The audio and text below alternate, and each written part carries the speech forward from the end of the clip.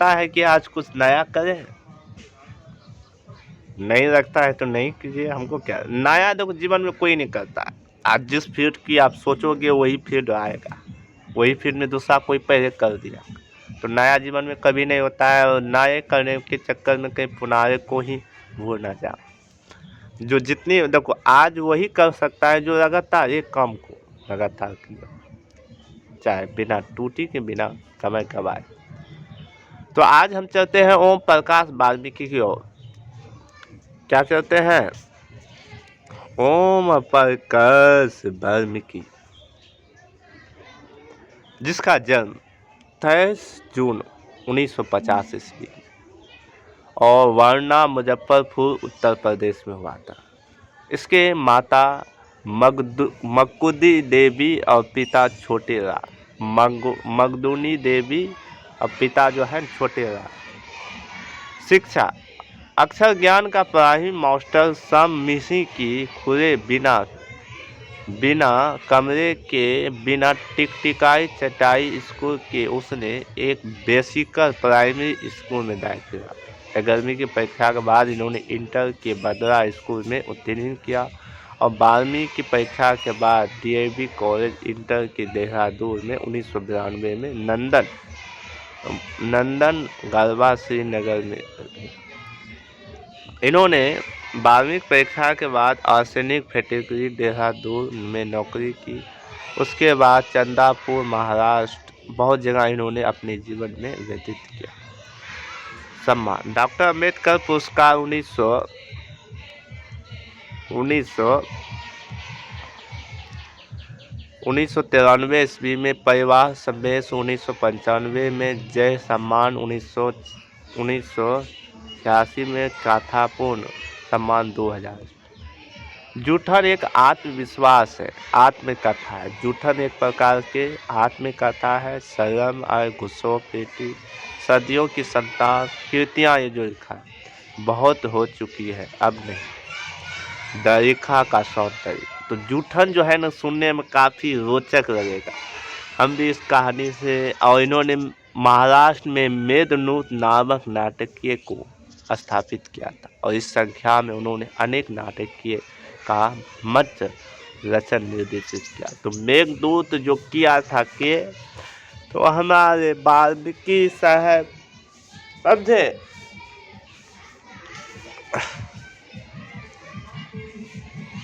तो जूठन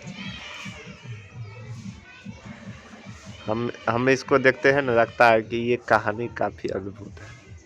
तो क्या आप सब सब्सक्राइब किए, लाइक किए? नहीं किए हैं तो लाइक कर दीजिए, सब्सक्राइब कर दिए, लाइक भी, सब्सक्राइब भी, अटेंशन भी, भौजी के भैया भी। तो नुनमा सब सुनियो। तो जूठन की कहे छे? जूठन काफ़ी हर रोज हर हेड मास्टर अपने कमरे में बुलाकर, क्या नाम है तेरा? ये क्या नाम है तेरा? मेरा नाम ओम प्रकाश, मैंने डरते हुए धीमे से बताया। हेडमास्टर देखते ही बच्चे को हम समझ जाते थे पूरे स्कूल में इसकी दशा थी। चूल्हे का है? दूसरा सवाल पूछा। जी हाँ। ठीक जो उसके सामने शीशम का पेड़ खड़ा है उस पर चढ़ जा और टहनियाँ तोड़कर झाड़ू लगा।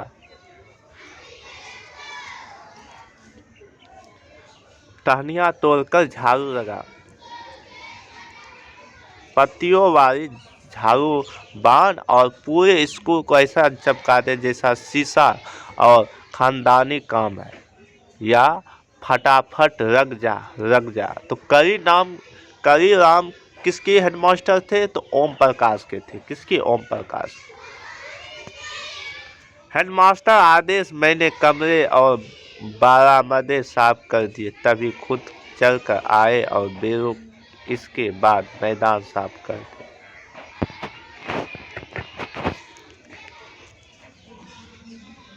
मेरा लंबा मैदान मेरे बावजूद से कई गुना था, जिसे सिर्फ जिसे साफ करने से मेरी कमर दर्द करने लगी। धूल से चेहरा सिर हट गया, मुंह के भीतर घुस गई। मेरी कक्षा में बाकी बच्चे पढ़ रहे थे और मैं झाड़ू लगाया। हेडमास्टर मेरे कमरे में बैठ रहे थे, लेकिन निगाह मुझ पर थी। पानी पीने तक की इजाजत नहीं थी। पूरा दिन मैं झाड़ू लगाता रहा। तमाम अनुभव के बीच कभी इतना काम किया ही नहीं। वैसे भी मेरे भाइयों का मैं लाड रहा था। मैं वैसे भी अपने भाइयों के नहीं कैसे लाड रहा, तो कथी काम करें जब हमें सब छिपे करिए तो लाड रहा था।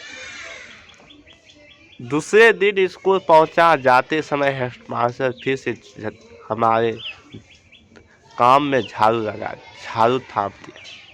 पूरे दिन मैं झाड़ू लगाता, मन में एक ही तरह से थे, कल से कक्षा में जरूर बैठूंगा।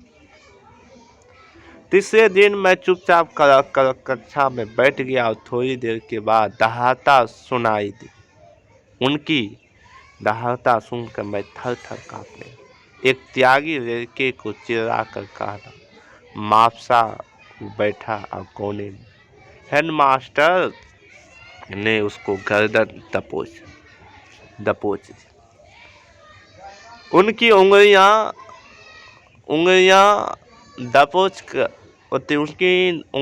दाब कर मेरी गर्दन में चढ़ गया और जैसे कोई भेड़िया बकरी के बच्चे को दबोच लिया। कक्षा से बाहर निकलकर मुझे बराते राख फटकारा, चीख कर बोले, जा तो पूरे मैदान में बबुआ झाड़ू लगा। भयभीत होकर मैंने दो और 3 पुनारी शीशम की झाड़ू ली और मेरी तरह पत्ते की सूखे झाड़ू लगाने। सिर्फ बची हुई पतली सी टहनियाँ, मेरी आंखों के आंसू बहे। रोते रोते मैदान झाड़ू लगा। स्कूल के कमरे, खिड़कियां, दरवाजे, मास्टर की लड़के आंखों में छिप छिप कर तमाशा देख रहे। मेरा रोम रोम यातना, मेरी गहराई लगातार खींच गई। मेरे पिताजी अचानक स्कूल के पास से ही गुजर रहे थे। मुझे स्कूल के मैदान में झाड़ू लगाता देखकर ठिठक गए। बाहर की आवाज देखकर बोले, मुंशी जी यह क्या कर रहे हो? वह प्यारे मुझे मुंशी जी कहा करते थे। उन्हें देखकर मैं फकक पड़ा और वह स्कूल के मैदान के पास आ गए। मुझे रोता देखकर, मुंशी जी रोते क्यों हो? ठीक से बोलो, क्या क्या हुआ है? मेरी हिचकिच बांध गई। हिचक कर पूरी पिताजी को 3 दिनों से रोज झाड़ू लगवा रहे हैं। मेरी कक्षा पढ़ने नहीं दी। पिताजी मेरे हाथ को झाड़ू छीन कर फेंक दिया और उनकी आंखों में गर्मी उतर आई। हमेशा दूसरे के सामने काम बने रहने वाले पिताजी लंबी धनी मोच गुस्से में फड़का लगी, चीखने लगी, कौन सा मास्टर है जो मेरे बच्चे से झाड़ू लगवाते हैं? पिताजी आवाज पूरे स्कूल से गूंज गई, जिसे सुनकर हेडमास्टर सहित मास्टर बाहर आ गए। कई राम हेडमास्टर ने गाली देकर मेरे पिताजी को धमकाया, लेकिन पिताजी उनकी धमकी का कोई असर नहीं। उस रोज जिस हौसले से पिताजी सामना किया, उसे कभी हम भूल नहीं सकते। जिस हौसले का उन्होंने कहते कि एक बेटे को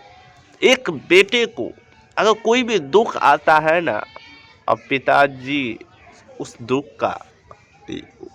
का सामना करने लग जाते। उसी तरह हमारे ओम प्रकाश जी, जो एक बड़े व्यक्ति थे, एक छोटे से लड़के थे, 5-6 साल का, और उस पर टूटिया आया। उसको प्यारे से मुंशी जी कहते, की हाल से मुंशी जी? लेकिन उसी को वो काम करवाता, उसको हौसले के साथ हेडमास्टरों को कहा, लड़ गया। मेरी माँ मेहनती मजदूरी के साथ 8-10 तानाए हिंदू मुस्लिम के घर मर्दों की बैठ खाना या मवेशी को बांधने की जगह मैं साफ सफाई काम करती थी। इस काम से मेरी बहन, मेरी बड़ी भाभी और जसबीर जनेसर 2 भाई थे। जसबीर और जनेसर जो था 2 भाई थे और माँ का हाथ बटाते थे। और बड़ा भाई सुखबीर था। तो भाई कितने थे? 3 भाई।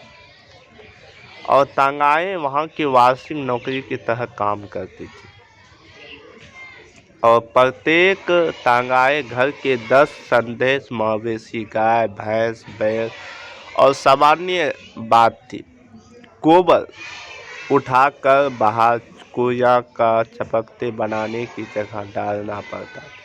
प्रत्येक घरों के हर रोज 5 से 6 टोकरियां गोबर निकलता था और सर्दियों के महीने में काम बहुत कष्टमय होता। गाय और बैल और भैंस से सर्दियों को बचाते हुए बड़े बड़े दरारों को बांध दिया जाता है, जिसमें सूखी हुई फूस बिछा होता है। रात भर जानवरों गोबर की मूत्र और दाल फैसला देते और 10-15 दिनों तक एक बार बदलती थी और जिसके ऊपर सूखी पत्ती बिछाई थी।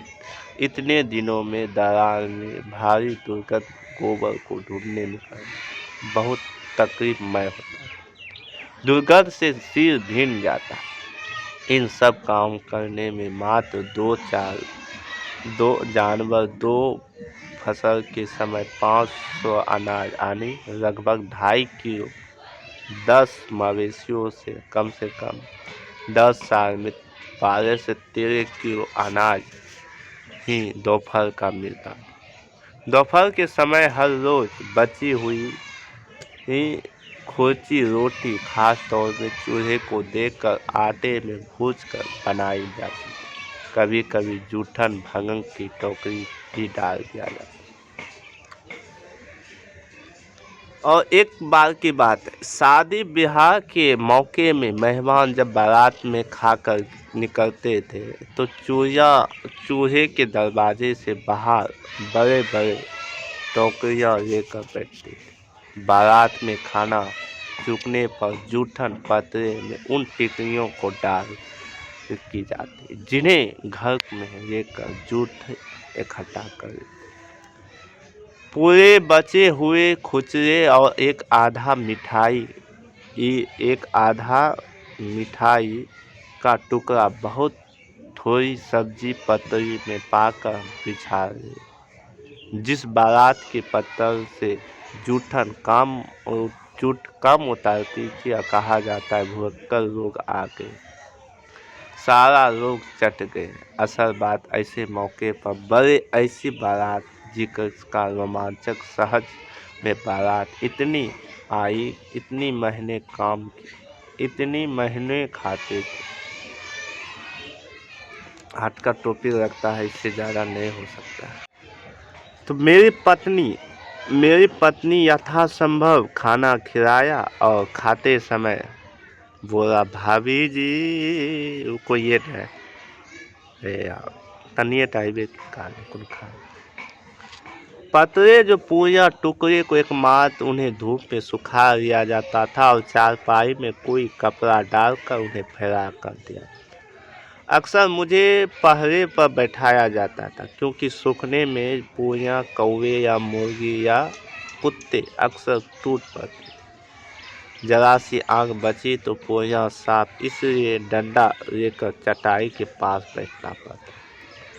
यह सूखी पूजा बारात की कठिनाइयों के दिन में बहुत काम आती। उन्हें भिगोकर उबाल लिया जाता था। उबली हुई पूरी को मिर्च नमक मिलाकर खाने में मजा है। कभी कभी मूड डालकर रोटी जैसा बनाया जिसे सभी बड़े चाप लेते। आज इन सबों बात के बारे में सोचना मेरे मन के भीतर कांटे जैसे जीवन। दिन रात मर खाप कर हमारे पसीने कीमत की जूठन एक पाते थे। फिर भी कीमत किसी कोई शिकायत, कोई शर्मिंदगी नहीं, कोई पश्चात नहीं।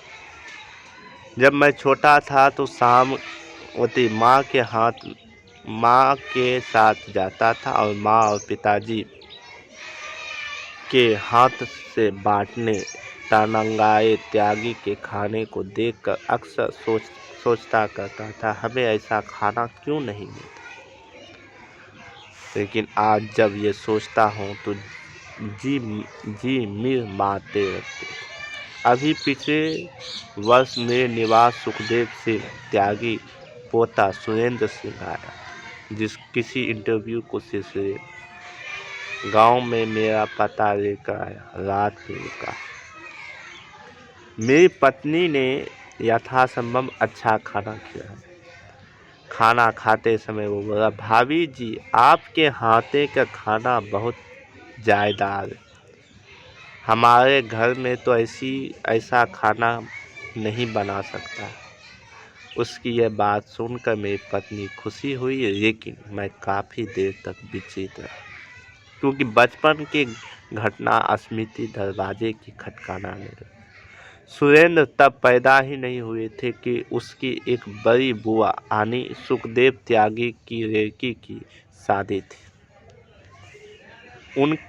उनके यहाँ मेरी माँ सफाई करती थी और शादी के 10-12 दिन पहले ही माँ सुखदेव सिंह के घर के आंगन लेकर बाहर में अनेकों काम किए। और बेटी की शादी का मतलब गांव भर की शादी पर माना जाता था।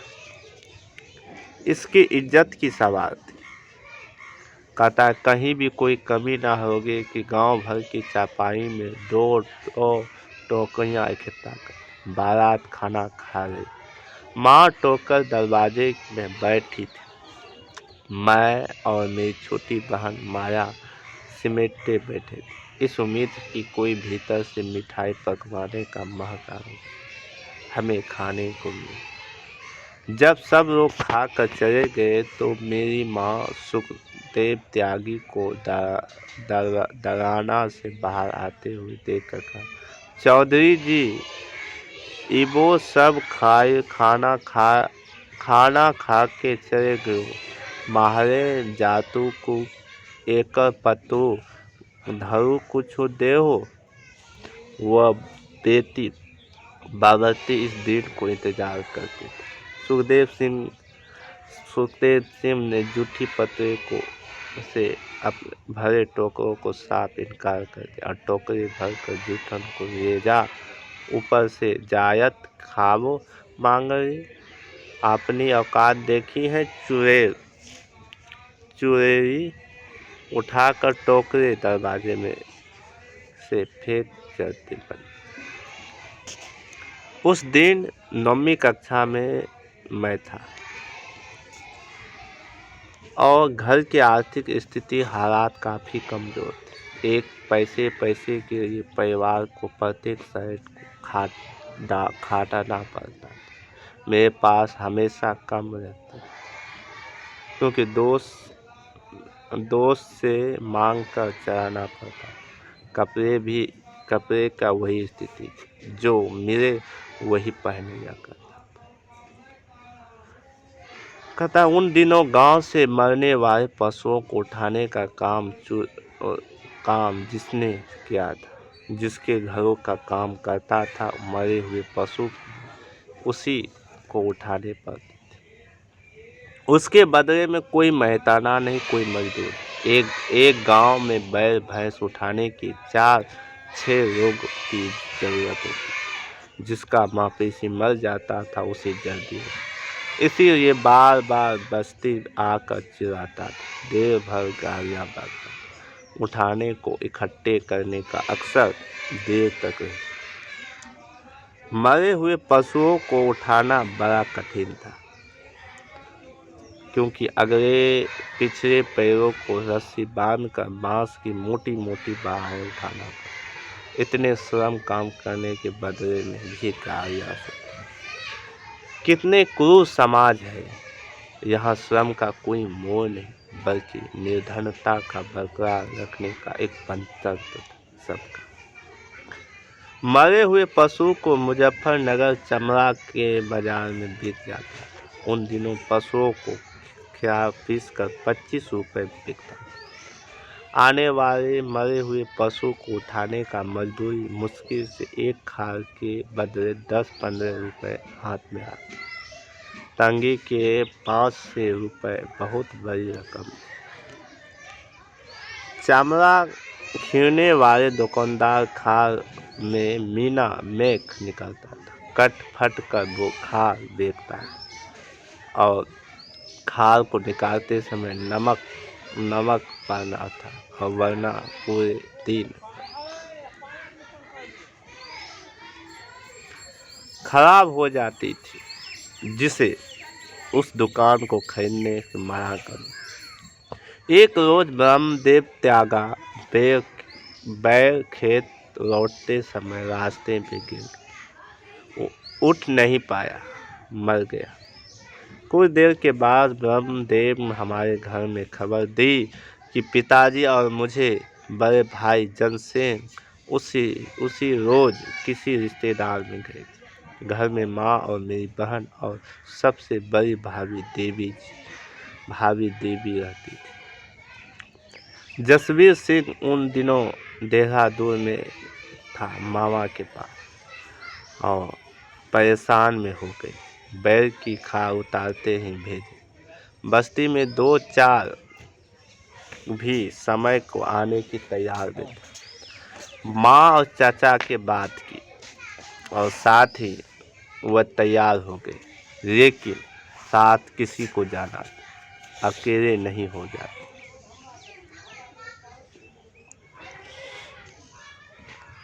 मैं उसी समय स्कूल गया था और माँ थक हार से मुझे बुला लिया। नहीं चाहती थी कि वह काम मुझ पर कर पाए, लेकिन बेचकर 10 या 15 रुपए मिलते तो उसे छोड़ने का स्थिति भी नहीं थी। हार कर माँ ने मुझे चाचा के साथ भेज दिया। चाचा सोल्डर महा कामचोर था। सारा दिन ढोर तमाशे में लगे रहते थे, मेहनत काम उतारता नहीं। माँ फिक्र रखती थी कि हमारे पहुंचने से पहले ही बैल, गिद्ध या जंगली जानवर ना टूट पड़े।